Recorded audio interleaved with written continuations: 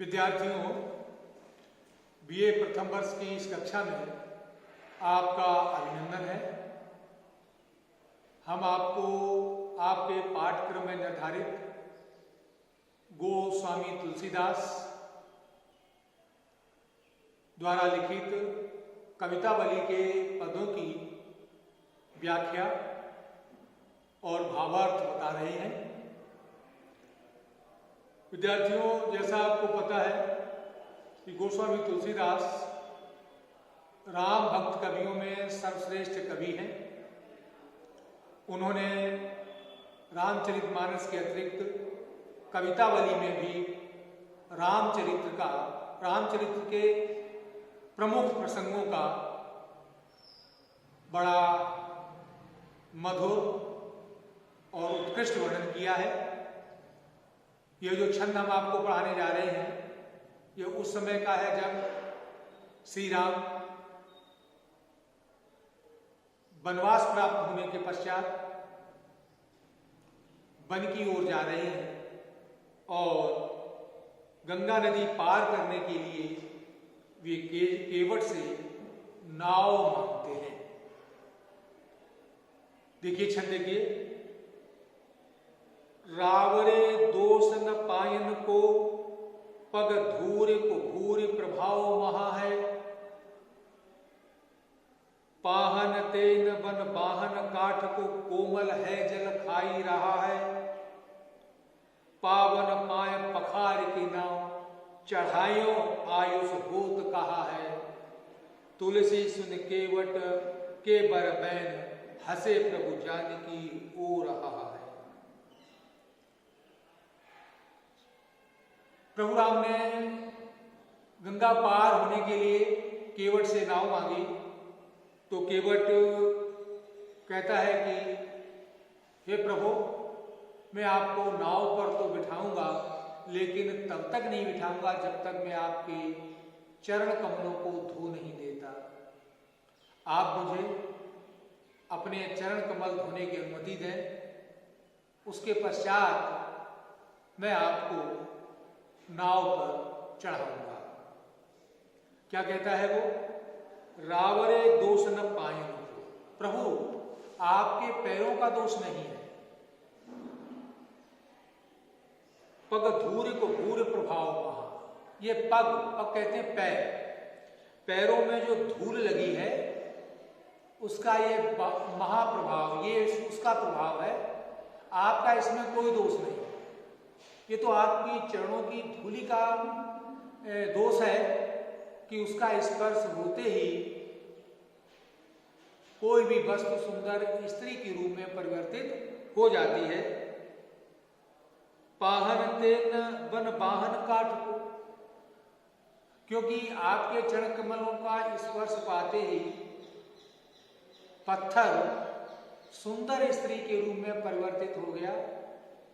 विद्यार्थियों, यहाँ पर वो पौराणिक कथा आती है, इसमें कहा जाता है कि गौतम ने अपनी पत्नी अहिल्या को इंद्र के साथ देख लेने के पश्चात पत्थर बन जाने का श्राप दिया था और वो पत्थर बन गई थी। श्री राम जब वन में विश्वामित्र जी के साथ वन की ओर जा रहे थे तो उनके पैरों के स्पर्श से अहिल्या का उद्धार हुआ, यानी जो शापवश पत्थर बनी हुई अहिल्या थी वो पुनः अपने स्वरूप में आ गई। और ये कथा केवट ने भी सुन रखी थी, इसलिए वो कहता है कि प्रभु, ये आपके चरणों में धूल लगी हुई है, उसका प्रभाव है, क्योंकि ये मेरी नाव जो है वन वाहन काठ को, ये लकड़ी क्या है, और जबकि आपके चरणों के स्पर्श से तो पत्थर स्त्री के रूप में परिवर्तित हो जाता है, तो ये लकड़ी तो पत्थर से कमजोर होती है, तो ये तो देखते ही, यानी आपके चरणों का स्पर्श होगा उससे पहले ही ये स्त्री के रूप में परिवर्तित हो जाएगी और उसकी कोमल है, फिर जल खाई रहा। और दूसरा है कि ये प्रभु बहुत पुरानी हो चुकी, इसकी लकड़ी बहुत कमजोर हो गई है, जल ने इसे खा लिया है, अर्थात जल में लकड़ी बहुत कुछ खराब हो चुकी है, सड़ चुकी है। तो दोनों स्त्रियां हैं, कि जब पत्थर आपके चरणों से स्त्री बन गया तो ये नाव तो लकड़ी की है, लकड़ी कोमल होती है पत्थर से। दूसरे, इसे वैसे ही जल में चलते रहने के कारण ये कमजोर पड़ गई है, जल ने इसको नष्ट कर दिया है, तो ये तो आपके चरण देखेगी, देखते ही सुंदर स्त्री बन जाएगी। पावन पाय पखार के नाव चढ़ायो आयुष होत कहा, लिए मेरे प्रभु आयुष होत कहा, मुझे आज्ञा दीजिए पावन पाय पखार के, आपके पवित्र पैरों को पखार करके मैं क्या करूंगा, नाव चढ़ाऊंगा। मैं आपको ऐसे नाव नहीं चढ़ाऊंगा, आपके पवित्र चरणों को धो करके मैं नाव चढ़ाऊंगा। आयुष होत कहा, हे प्रभु आज्ञा क्या है, मुझे आज्ञा दीजिए। तुलसी सुन केवट के बर बैन हंसे प्रभु, जानकी ओ रहा।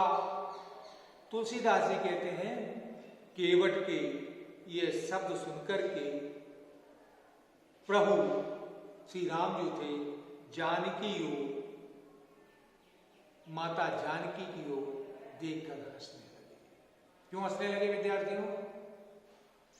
इसलिए हंसने लगे कि राम ये कहना चाहते हैं कि देखो ये केवट है सामान्य व्यक्ति, एक नाव चलाने वाला है, लेकिन मेरे मर्म को, मेरे रहस्य को ये जानता है, ये अंदर से बड़ा धीर और ज्ञानी है, जो मेरे मर्म को जानता है। यह मन में सोच करके प्रभु राम जो थे सीता जी की ओर देखकर हंसने लगे। तो विद्यार्थियों, इस सवैया में केवट के द्वारा यह कहने पर कि प्रभु मैं आपको नाव पर तभी चढ़ाऊंगा जब आप मुझे अपने चरण कमलों को धोने की आज्ञा प्रदान कर देंगे। दूसरा, इसमें यह भी है कि केवट भगवान राम के रहस्य को समझ रहा है कि भगवान राम प्रभु है, ईश्वर है, और इस बहाने उनके चरण कमल धोने का, चरण कमल स्पर्श करने का मुझे अवसर प्राप्त हो जाएगा। तो ये उसका मंतव्य ये भी है कि इस बहाने वो भगवान के चरण कमल स्पर्श करना चाहता है, क्योंकि वो इस रहस्य को समझ रहा है। दूसरा छंद देखिए विद्यार्थियों, पुरते निकसी रघुवीर बधु, धरि धीर दये मग में डगद्वय, झलकी भरी भाल कनी जल की, पट सूख गए मधुराधर वै, फिर बूझत हैं चलनो अब केतिक, पर्ण कुटी करिहो के तहो, तियकी लकी आतुरता पियकी, अखियां अतिचारु चली चल चुए। इन पंक्तियों में उस समय का वर्णन है जब श्री राम माता जानकी और लक्ष्मण के साथ वनवास के लिए प्रस्थान करते हैं। गोस्वामी तुलसीदास जी कहते हैं कि पुरते निकसे, जैसे ही पुरते, पुर मतलब गांव अयोध्या से, निकसी रघुवीर वधु, सीता जी जैसे ही अयोध्या से निकली। विद्यार्थियों, आपको पता है कि श्री राम के साथ सीता भी वनवास के लिए जाती हैं। यद्यपि वनवास राम को दिया गया था, लेकिन सीता ने अपना पत्नी धर्म निभाते हुए राम के साथ जाने का प्रस्ताव रखा, जिसे राम ने स्वीकार किया और वह राम के साथ वनवास के लिए साथ चल रही है। तो जैसे ही रघुवीर वधु सीता जी गांव से निकली, अयोध्या से बाहर निकली, धरि धीर दये मग में डगदोय, धरि धीर पूर्व, बड़े धैर्य पूर्वक, मग कहते रास्ते में, दो उन्होंने रास्ते में अभी पैर रखे, बड़े धैर्य पूर्वक उन्होंने रास्ते में अभी 2 ही पग रखे थे। अर्थात सीता जी कभी जमीन पर चली नहीं थी, पृथ्वी पर, धरती पर कभी चली नहीं थी। वह अयोध्या से निकलकर थोड़ी ही दूर अभी चली थी, क्योंकि कभी उन्होंने जमीन पर पैर नहीं रखे, राजमहलों में पलने वाली वो सीता जब ऊबड़ खाबड़ जमीन में पैर रखती है तो बड़े सकुचा करके बड़े धैर्यपूर्वक पैर रखती हैं। झलकी भरी भाल कनी जल की, वो थोड़ी ही दूर चली थी कि भाल कहते हैं मस्तिष्क पर, कनी जल की बूंदें, झलकी मतलब शोभायमान होने लगी। पट सूख गए मधुराधर हुए, और पट सूख गए मधुराधर, और उनके ओठों के पट सूख गए, अर्थात उनके ओष्ठ सूख गए। अर्थात कहना ये चाहते हैं सीता जी इतने नाजुक हैं, इतनी सुकोमल हैं, कभी बहुत अधिक चली भी नहीं थी, अयोध्या से थोड़ी ही निकली थी कि वो थक गई, और थकावट के सूचक, परिश्रम के सूचक पसीने की बूंदें उनके मस्तिष्क पर झलकने लगी, और उनके ओंठ जो थे वो सूख गए, अर्थात माथे पर पसीने की बूंदें आ गई, और थकावट के फलस्वरूप उनके ओंठ सूख गए, अर्थात उनके गुलाबी लालिमा से युक्त जो ओंठ थे उन पर सूख गए, अर्थात उन पर सूखने जैसी पपड़ी आ गई।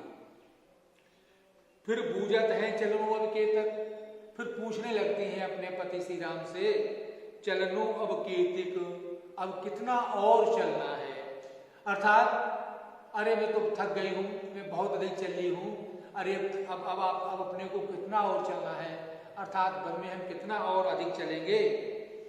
पर्णकुटी करिहो कित हो, कहाँ पर आप पर्णकुटी बनाएंगे, अर्थात कितना और अधिक चलना है,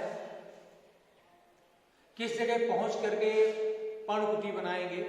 अर्थात आपने कहा था कि वन में चलकर कहीं पर्ण की कुटिया बना लेंगे, वहां रहेंगे, तो प्रभु मुझे बताइए कि वो कौन सी जगह है, कहाँ पहुंच करके आप पर्ण कुटी बनाएंगे, अर्थात पत्तों की वो कुटिया बनाएंगे। तियकी लखी आतुरता पियकी अखियां, तिय कहते हैं सीता जी की, लखी मतलब देख करके, आतुरता कहते हैं व्यग्रता। सीता की ये आतुरता देख करके, व्यग्रता देख करके, प्रिय श्री राम की अखियां, आंखें, अति चारु चली चल चुए, जो बहुत सुंदर उनकी आंखें हैं, वो चारु चली चल चुए, उनकी आंखों में आंसू आ गए। अनुप्रास अलंकार का सौंदर्य है, अर्थात क्या कहना चाहते हैं कि श्री राम ने जब सीता की दशा देखी तो ये सोच करके कि अभी तो बहुत कम यात्रा की है, अभी तो बहुत चलना शेष है, थोड़ा चलने पर सीता इतनी थक गई है तो आगे की यात्रा कैसे पूरी करेगी, भयानक जंगलों में ये कैसे चलेगी, ऊबड़ खाबड़ जमीन पर ये कैसे चलेगी, ये सोच करके उनकी आंखों में आंसू आ गए, अर्थात वो बहुत अधिक भावुक हो गए, द्रवित हो गए, उनके नेत्रों से आंसू बहने लगे। विद्यार्थियों, इस छंद में दो तीन बातें महत्वपूर्ण हैं।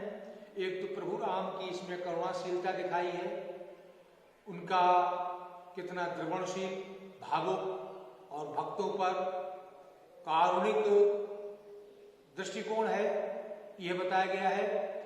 क्योंकि सीता को देखकर वो बहुत भावुक हो जाते हैं, आंखों में आंसू आ जाते हैं कि ये सीता जब अभी थोड़ा चलने पर इतनी थक गई है तो आगे की यात्रा कैसे पूरा करेगी। दूसरा इसमें यह बताया गया है कि सीता सुकोमल है, नाजुक है, महलों में पली और बड़ी है, इसलिए जमीन पर, उबड़ खाबड़ जमीन पर और वन की भूमि पर वो चलने में पूरी तरह अपने को थका हुआ महसूस करती हैं। यही कारण है थोड़ा चलने पर वो थक जाती हैं।